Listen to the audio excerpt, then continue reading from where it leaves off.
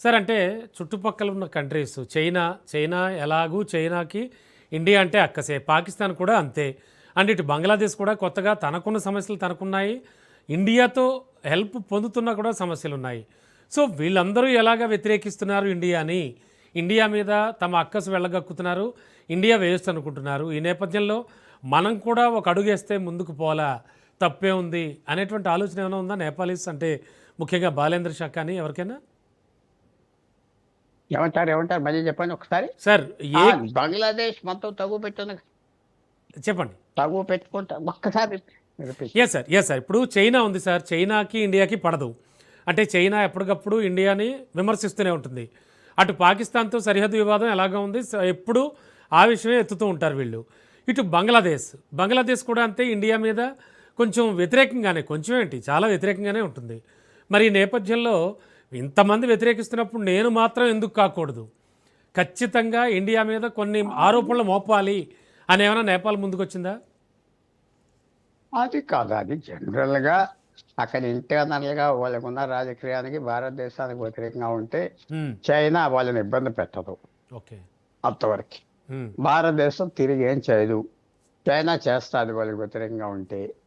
మనకేంటంటే మన బోర్డర్ల మీద జాగ్రత్తగా మనం చూసుకోవాలి. ఉన్న నెపలీస్ 3 కోట్ల జనం భారతదేశం పక్కన వాళ్ళ మొహం ఉంటుంది, చైనా పక్కన కాదు కదా. అవును. సో మనకి వాళ్ళకి తగు వస్తే మనకి చాలా ఎక్కువ జనం, 80% జనం భారతదేశం బోర్డర్ మీద ఉన్నారు. నేపాల్ భారతదేశం బోర్డర్, తక్కువ మంది ఉన్నారు చైనా సైడ్లో. సో ఇన్ని ఉంటాయి, దానికి పెద్దగా చూడక్కర్లేదు. నేపాల్ ఏంటంటే ఈ విషయంలో ఏదో ఇది డిస్ట్రాక్ట్ చేస్తాం, నిప్పులు లేకంటే ఏదో చేస్తాం. భారతదేశం ఏమన్నదంటే చాలా వరకు సెటిల్ చేశాం. ఎక్కడైతే ఆ నది పుడతాదో అక్కడ తేడాలు ఉన్నాయి మనకి వాళ్ళకి, ఇప్పుడు సెటిల్ చేద్దాం సమయంతో అన్నారు భారతదేశం. అదే అవుతుంది, వాళ్ళు ఎవరు పట్టించుకోరు. వాళ్ళు ఏమైనా ఎక్కువ చేస్తే ఈ ప్రభుత్వం పట్టించుకునే పరిస్థితిలో లేదు. మనం నేపాల్తో తగు పెట్టుకోం. నేపాల్తో ఇలాంటి వాటిలో ఏంటంటే ఓపిక ఉండాలి. వాళ్ళు ఏదో తిట్టేయడం మనం తిట్టుకోవడం, వాడు అన్న మాటలు నిలకడ ఉండవు, మన అన్న మాటలు వాడతారు. మనం ఆడకుండా కేర్ఫుల్గా సైలెంట్గా ఉండి అలా టైం గడిపేయాలి, సమయం గడిపేయాలి. ఇలాంటి తగులు వస్తూ ఉంటాయి, ఇలాంటి తగులు తీసుకొస్తూ ఉంటారు, సమయం గడిపేయాలి అంతే. సార్ నేపాల్ కూడా చాలా చోట్ల భారత భూభాగాలను ఆక్రమించింది. ఈ వ్యాఖ్యలు ఎలా చూడాలి? అంటే అసలు ఏం చెప్పదలుచుకున్నాడు బాలేంద్ర షా? బాగా చెప్పాడు కదా ఆయన కూడా మనకి బాగా చెప్పాడు. పొరపాటు చెప్పాడు, అనుభవంతో చెప్పాడు, అనుభవం లేకుండా చెప్పాడు. ఇది సెటిల్ అవుతాయి. ఆయన మాటలకు ఆయనే అన్నాడు. అంటే ఆ భూములు వదిలేస్తాం, ఇది మాకు వదిలేని మనం బేరం పెడతానికి వస్తున్నాడా, ఇవన్నీ చూడాలి కదా. రేపు ఎల్లుండా ఎలా వస్తుంది, నేపాల్ ప్రభుత్వం ఏం చేస్తారు, అఫీషియల్ లెటర్ ఒకటి పంపిస్తారా ఈ గవర్నమెంట్, ఇంకా మన అంబాసిడర్ని పిలిచి చెప్తారా, ఇంకా తేలాలి కదా స్టెప్ బై స్టెప్. అవునండి. ఆయన మన భూములు ఆక్రమించాడని ఆయనే అన్నాడు. అది మనం టేకప్ చేస్తావా, టేకప్ చేయమా, మన ప్రభుత్వం స్ట్రాటజీ ఏంటి, లోపల ఏం ఆలోచించుకుంటున్నారు మన ప్రభుత్వంలో.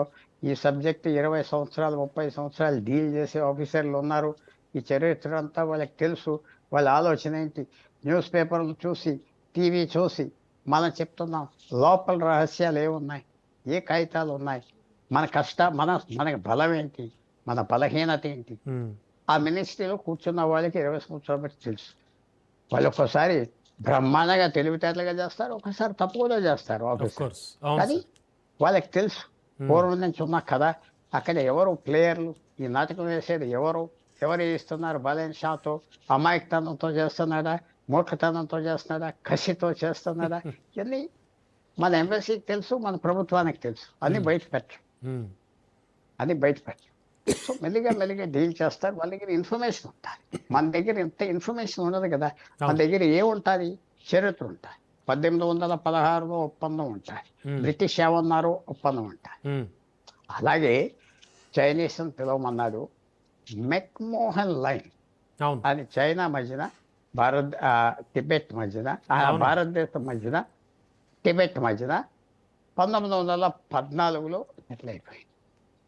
ఇప్పుడు చైనా ఆ రోజు టిబెట్ సంతకం పెట్టింది బ్రిటన్తో. ఇప్పుడు ఈవేళ మనం బ్రిటిష్ని పిలుస్తాం, టిబెటన్స్ కూడా పిలుస్తాం అంటే చైనా ఒప్పుకుంటారా? ఓ ఎస్ 1904లో మనం అప్పుడు బ్రిటిష్ పరిపాలించే బ్రిటిష్ ప్రభుత్వం, ఆ రోజు టిబెట్లో పరిపాలించే దలైలామా ప్రభుత్వం లాసా అగ్రిమెంట్ అని 1904లో సంతకం పెట్టారు. మనకి వాళ్ళకి మధ్యన మ్యాప్స్ గీప్స్ బ్రహ్మాండంగా సిక్కిం బార్డర్, ఆ మ్యాప్స్ మీదే మనం ఇవాళ ఆధారపడుతున్నాం.